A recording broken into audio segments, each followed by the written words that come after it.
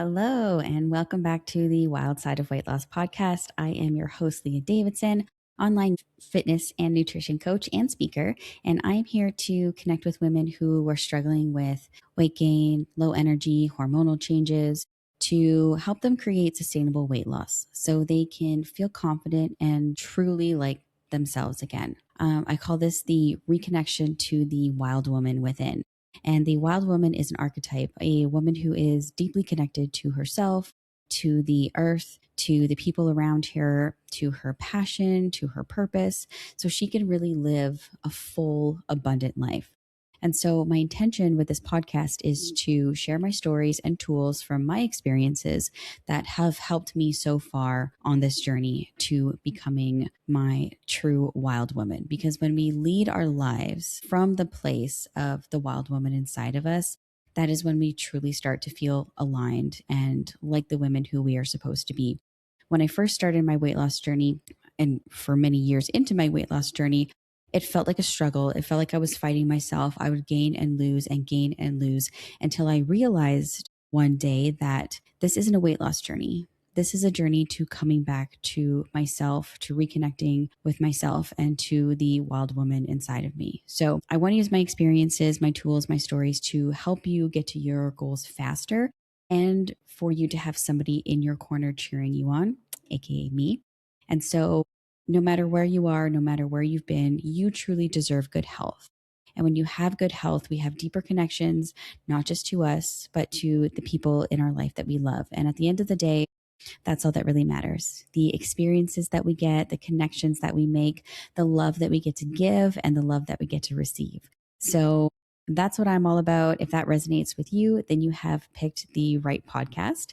So let's dive into today's episode. And I want to talk about how to properly measure your progress. And so, why do we want to measure our progress anyway? So, why do we want to take our weight, take our measurements? Well, first off, we want to know if what we're doing is working or isn't working. And when we measure our progress consistently, then that helps give us a baseline first on where we're starting, and then it helps us see patterns. And one of the biggest reasons why I like to measure my progress is because on any given day, so here's the thing, even when I have the number, so I do weigh myself, I do measure myself, I do take photos, even when I have all this cold, hard evidence that what I'm doing is working, I will still have days where I'm like, this isn't working. I'm overweight. I feel like crap. This is stupid. I'm just going to quit.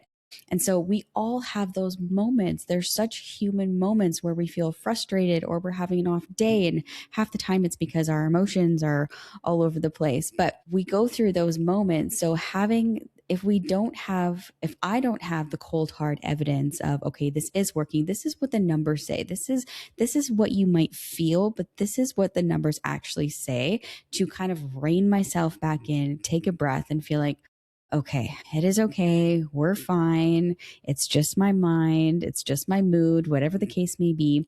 Because if we don't have that evidence that it is working, we're not going to stay on the straight and narrow. We're going to be like, oh, okay, this isn't working, I'm going to try this.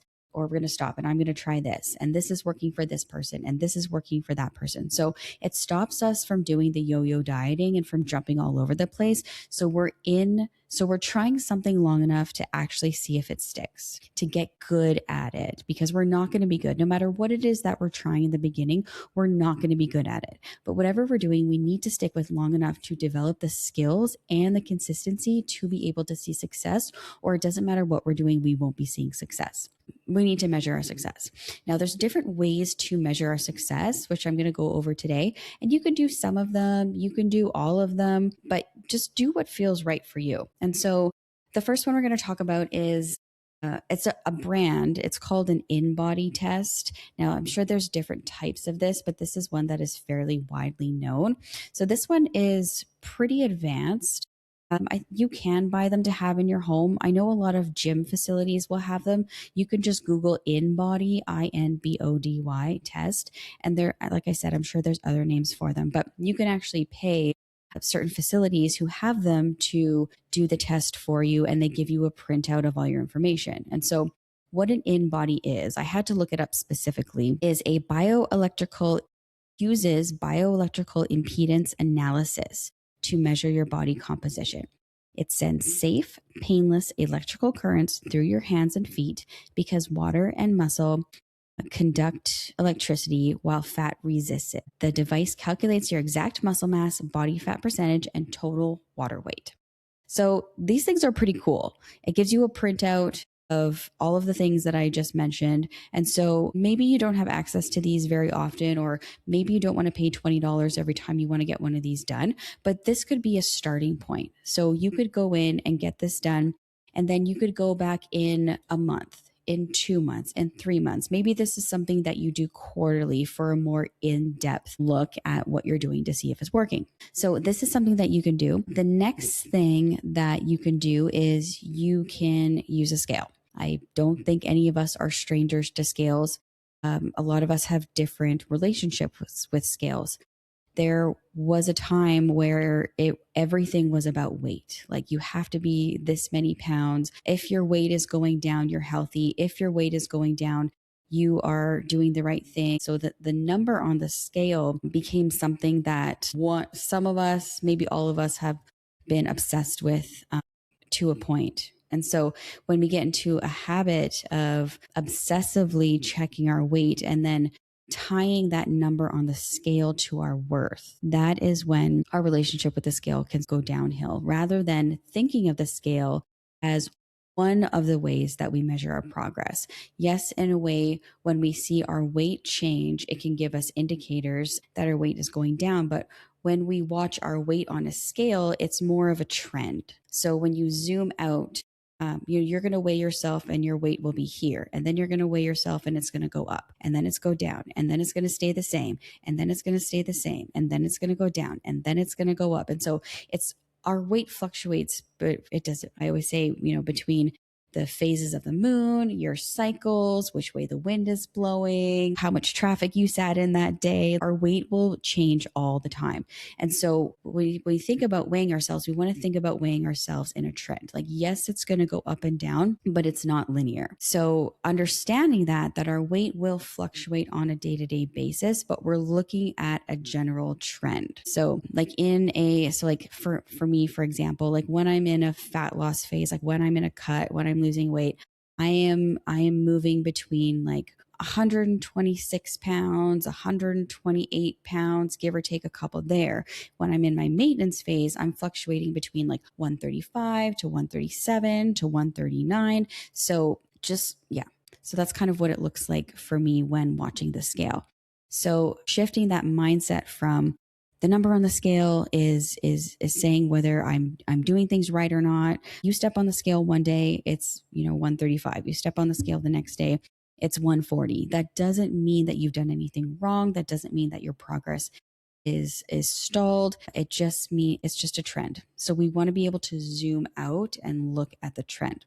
So that's another one that you can do that's easily accessible to you. You can weigh yourself every day. If you do find yourself obsessing about the number and getting emotional about the number, then it could be something that you just do every week or every 2 weeks. There is science that says when we are trying to maintain our weight, if we are measuring ourselves daily, it can help us better stay accountable and get us results. And I think a lot of it is psychological, right? Is we want to stay within our range. And so being aware of what our range is and where we're at can really help. But it also really depends on the person. So you just want to, again, connect with yourself, be mindful of what makes sense to you and what doesn't. But that's an easy way to do it. And then this is one of my personal favorites, is measuring. So you get kind of the soft measuring tape that seamstresses use, and you measure different parts of your body. So again, like how you're going to do it, there's no like really specific way to do it, but choose where you want to measure on your body and just do it consistently. So make sure that you're putting the measure around like the same place every time. And again, you want to do this in trend. So you want to do it frequently, because you're not going to hold the tape measure in the exact same place every time. Some days you're going to be a little bit more bloated. Some days are just going to be, maybe you forget to weigh yourself or measure yourself first thing in the morning and you end up doing it later in the day. So that's also something, is pick the exact same time of day when you're measuring your progress. So whether you're on the scale, taking photos, taking measurements, do it at the same time every day so that there's consistency. The best time to do it is as soon as you wake up, go to the bathroom, no clothes on. That's when you do your weight. That's when you do your measurements. So that is when you're going to be least affected by your activity, by what you're eating, by what you're drinking. So, first thing in the morning after you go to the bathroom, before you eat or drink anything. So, I measure around my neck, I measure around my bust, I measure both of my biceps. Not flexed. I measure around the smallest part of my midsection. I will measure around my belly button, the hips. So when you're measuring your hips, you want to stand with your feet together, standing up straight, look sideways in the mirror and find like the fullest roundest part of your bum, and that's where you're going to put your measuring tape, is around your bum, coming around your body to the front, around your hips, and that will be the measurement. So get a notebook, or there's apps that you can track in, and then write down your measurements. You can do it in a spreadsheet, whatever makes sense. And again, watch for those trends. Okay. So, so the scales will measure your body weight. So you may be losing, you may be gaining, but you may be losing and gaining water. That's something that happens a lot with us as human beings, is we gain and lose water. And so when we're measuring our weight, there's a difference between weight loss and fat loss.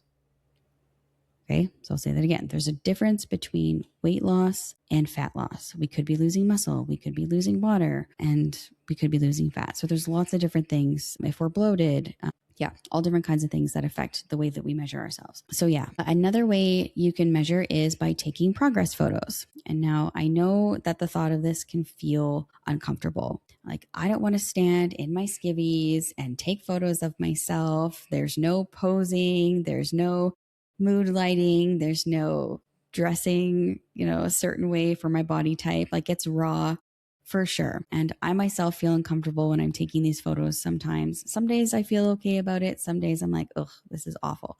But I can tell you this, and is take the photos.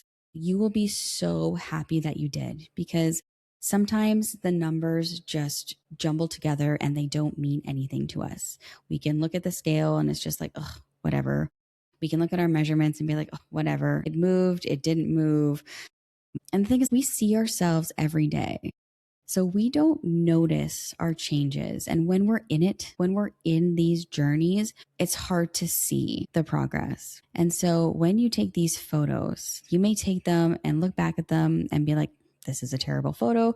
You might even be taking them from week to week and be like, I don't see any change. I don't see any change. But I can tell you, after you've done this journey, a month, 2 months, 3 months, 6 months down the road, you're going to be looking back at the first photos that you've ever taken, and you're going to be like, holy crap, like so proud of yourself. And you're actually going to be able to point out different things and see, and you're going to show them to your coach or to your friend or to your partner, somebody that you trust, and they're going to point out something. They're going to say, oh, look, this is different that you haven't even seen. So it's really cool. And you know what? I tell this to my clients too. I'm like, take the photos, file them away in a folder on your phone, and you don't have to look at them. Don't worry about them. Just take the photos and then hide them away so you don't have to see them.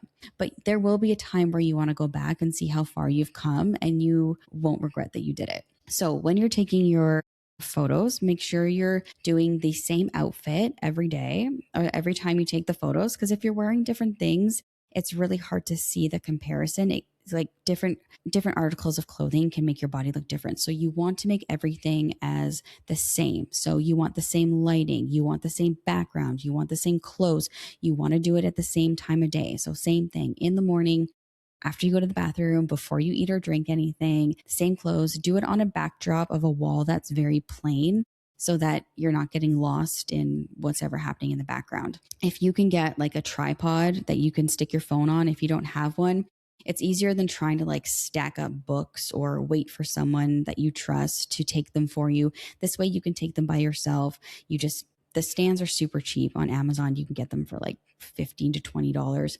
And then just set your phone on there and away you go.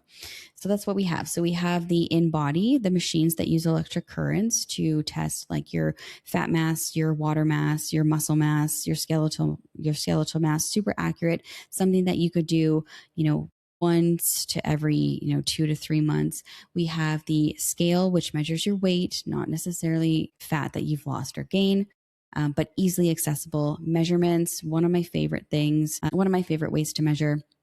And then we have photos. Another way to measure your progress is like how your clothes fit. So you're wearing something, you notice, oh, like this feels looser around the midsection, or I wasn't able to wear these pants before and now I can. So those are a really good indicator to use as well, and pay attention to those. But we still want to have something that's actually tangible, something in numbers that we can watch go up and down, and that we don't have to second guess. The numbers are the numbers are the numbers. So that's important. And then the last thing I wanted to talk about, which is probably the most important one, is the non-scale victories, which means all of the victories, all the wins that you are experiencing outside of your physical body measurement numbers. So why are these so important? Well, as somebody who has been many, many different weights, even at my lowest weight, it didn't change the way that I felt about myself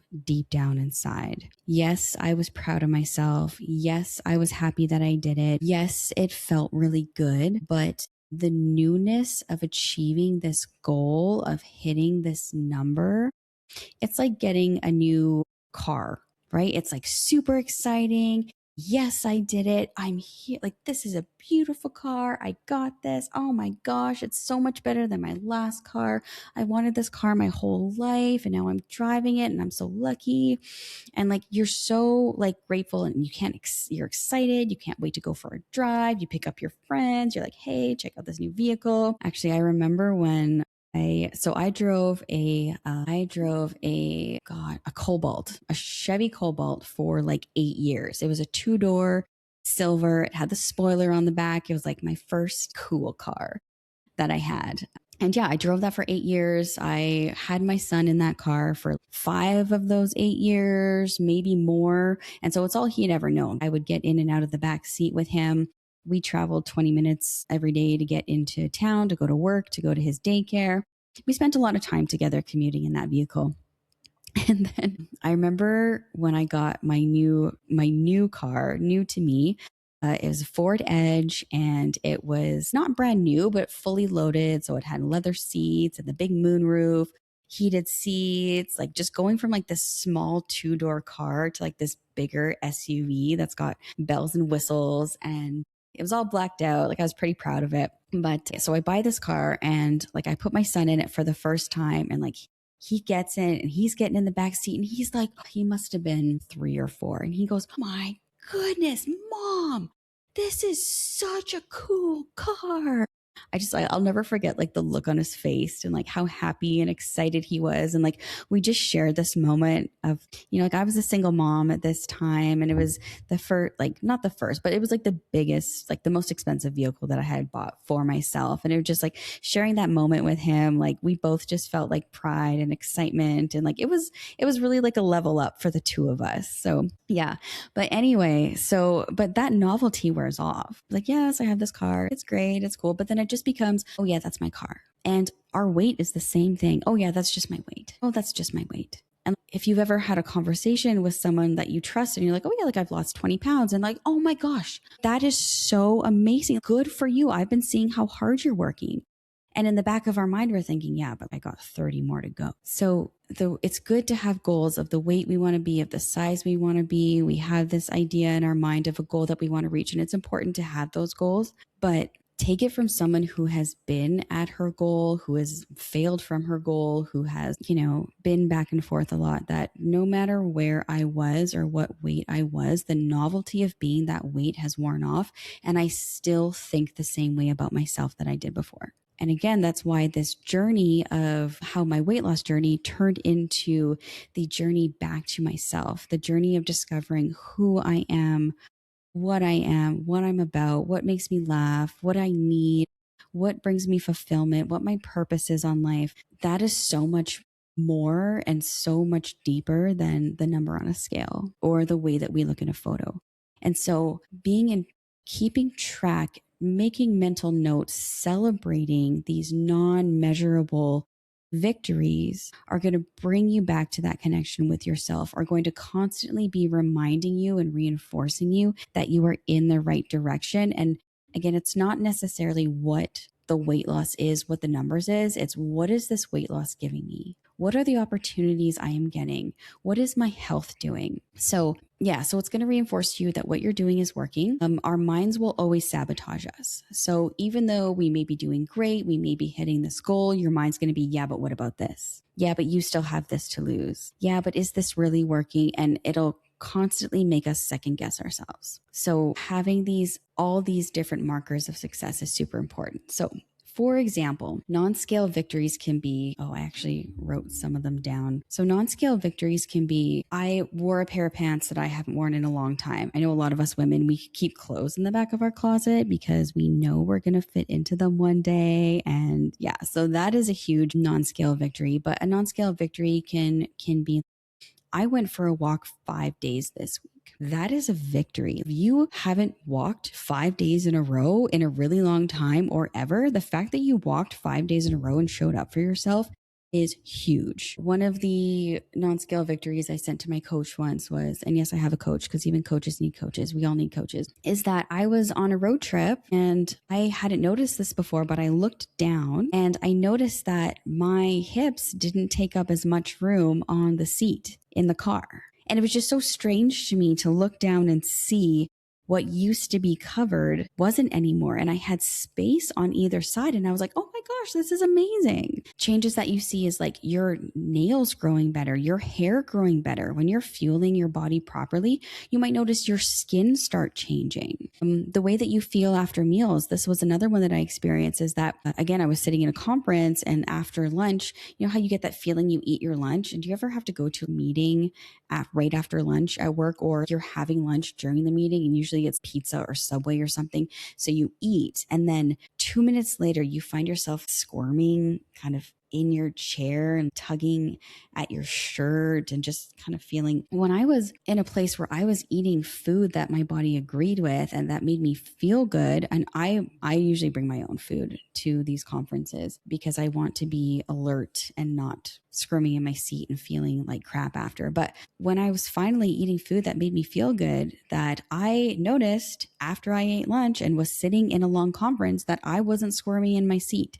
and I wasn't pulling at my shirt and I wasn't like loosening the belt on my pants or wishing that I was wearing leggings. That was such a huge win for me. And just taking those moments to really, really celebrate yourself. And I know that sounds so silly, but the more that we positively reinforce our mind, the more we're going to keep doing the things, the easier then it's going to be. It's a feedback loop. Another win that I noticed recently that was a non-scale victory is that I got calluses back on my hands. I mean, you probably can't see them in the video, but it has been a while since I had calluses built up on my hands from lifting in the gym. I went for surgery in January to get a lump removed on my breast. It ended up not being serious. It was a fiber adenoma. So it was just kind of a buildup of mass, which can be common in women who have more dense breasts. And so I ended up getting it removed because it was growing. And the doctor was just a little bit concerned because there was activity there. But so I had it removed. I got it sent. It was sent away. No cancer. So there's nothing to be worried about there. So I'm really, really grateful for that. But since I had that surgery and they cut into my muscle, there was very minimal upper body things that I can do. And the recovery time was a little long and I didn't want to prolong recovery time. So I wasn't lifting heavy in the gym. I was just kind of doing what I was always doing. And so that's another great reason to have a coach or to have a program or someone that's going to periodize your workouts, because when you're doing the same workouts over and over again, our bodies are phenomenal as they adapt to what we're doing. And so we need to be changing. We need to be changing our weights. We need to be changing our tempos. We need to be changing kind of what we're doing so that we can almost like trick our body into doing something new.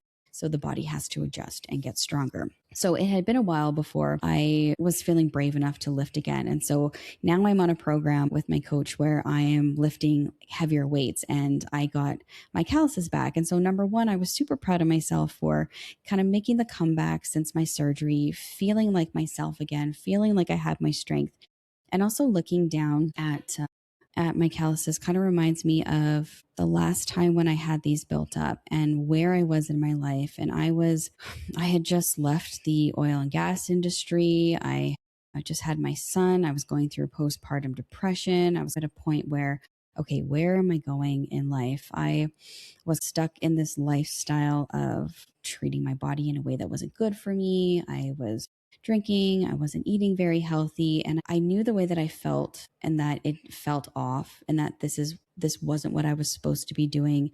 I didn't feel good doing this anymore. There had to be more. I was chasing my passion. I was chasing my purpose and just feeling really lost in life. And so I had decided to get a job at the gym. I quit my job in oil and gas, and I thought, where do people go to get healthy? So I took a job at the gym, and I started selling gym memberships.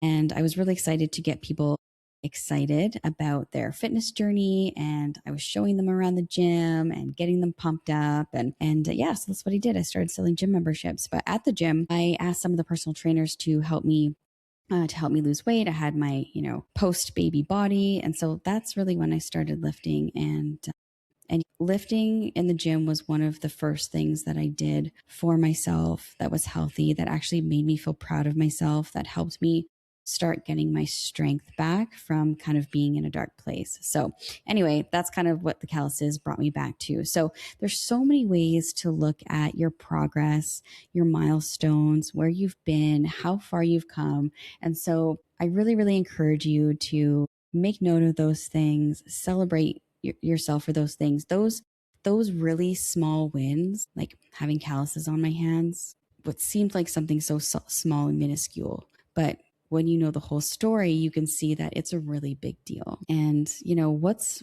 a really big deal for you? What is something that you are proud of yourself for? Something that is maybe new to you, or something that you haven't had for a really long time? Whether it's a result that you get, whether it's an action that you're doing, showing up for yourself every day, whatever it might be. And I was kind of looking at my wins that I was setting to my coach again. And there was one that I wrote him at the end that I wanted to read to you guys, that this is really what it's all about. And I said, word for word, I said, I finally feel at home in my body, like I'm supposed to be this size. It just fits like a glove. So yeah. So I thought that was pretty cool. And if I can do it, ladies, you can do it too. So I hope this helps. I hope this podcast helps. If you have questions, please feel free to drop anything in the comments. If there's anything that you want me to cover, or anything you want to talk about, or anything you want to know, I'm so happy to help where I can, and to offer experiences and tools that have worked for me in the past. So we'll wrap it up there. I hope you guys have a wonderful day. Start celebrating your wins. It's all those little wins that turn into massive success, and help build that connection back to yourself and the true wild woman within. I will see you in the next episode.